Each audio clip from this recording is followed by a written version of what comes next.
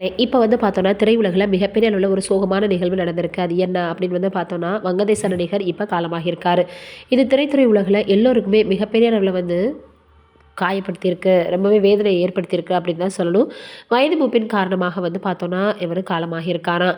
மிகப்பெரிய அளவுல சில நேரங்கள்ல வந்து பார்த்தோன்னா, நம்மளுக்கு பலரினுடைய இழப்பு மிகுந்த வேதனையை குடுக்கும்.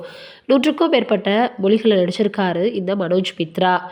அதோடு மட்டும் இல்லாம நெறைய காமெடி கதாபாத்திரம், ஹீரோ, குணச்சித்திரம் அப்படின்னு கலக்கியிருக்காரு. இப்படி இருக்கக்கூடிய சூழ்நிலையில உடல்நல பாதிப்பு காரணமாக இப்ப வந்து பார்த்தோன்னா, இவரு காலமாகியிருக்காரு. தொடர்ந்து பல பிரபலங்களும் அவருடைய ஆன்மா சாந்தி அடையணும்னு இரங்கல தெரிவிச்சு வந்துட்டுருக்காங்க. நம்மளுடைய சார்பாகவும் மனோஜ் மித்ரா அவர்களினுடைய ஆன்மா சாந்தி அடையணும்னு கடவுள வேண்டிக்கலாம். இது ஒரு புறம் இருக்க. நடிகர் கவுண்டமணி அவர்கள் ரொம்பவே ஜோவியலான பெர்சன் அப்படின்றது நம்ம எல்லோருக்குமே தெரியும்.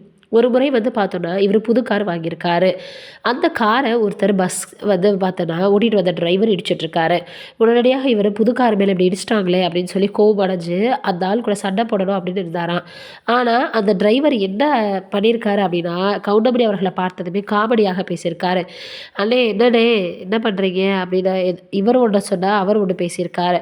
சரி இவர் தான் அப்படி ஓட்டுநர் தான் அப்படி இருக்காரு. நடத்துனர் வந்தாவது ஏதாவது செய்வார் அப்படின்னு பார்த்தா, அவரும் அவர மாரியே வந்து ரொம்ப காமெடியா பேசியிருக்காரு.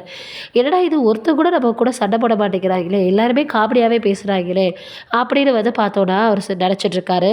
அதே வந்து பார்த்தோன்னா, ஷூட்டிங் ஸ்பாட்டுக்கு போனதுமே சுதர்சி அவர்கள் கேட்டிருக்காரு, "என்ன ஆச்சு?" அப்படின்னு. இந்த மாரி எவனாவது என் கூட சண்டை போடுவாங்கன்னு பார்த்தா, எல்லாருமே "அண்ணே என்னாண்ணே எப்படிண்ணே இருக்கீங்க?" அப்படின்னு சொல்லி கேட்குறாங்க. யாருமே என் கூட சண்டை போட மாட்டேங்கிறாங்கன்னு, அதவே ஜோவியலாக பேசியிருந்தாராம். இப்ப சமீபத்தில வந்து பார்த்தோன்னா, சுதர்சி அவர்கள் முன்னாடி கொடுத்த வீடியோ சமூக வலைதளங்கள்ல வைரல் ஆகி வருது. அப்ப வந்து பார்த்தோன்னா, சுதர்சி அவர்கள் கவுண்டமணி அவர்களை பற்றி வந்து பேசியிருந்தாரு. இப்ப அவர் பேசியிருக்கக்கூடிய அந்த விஷயம் ரொம்பவே சமூக வலைதளங்கள்ல மீண்டும் வந்து வைரலாக பரவி வந்துட்டுருக்கு. நீங்க என்ன நினைக்கிறீங்க இத பற்றின்றத மறக்காம கமெண்ட்ல சொல்லுங்க. நன்றி, வணக்கம்.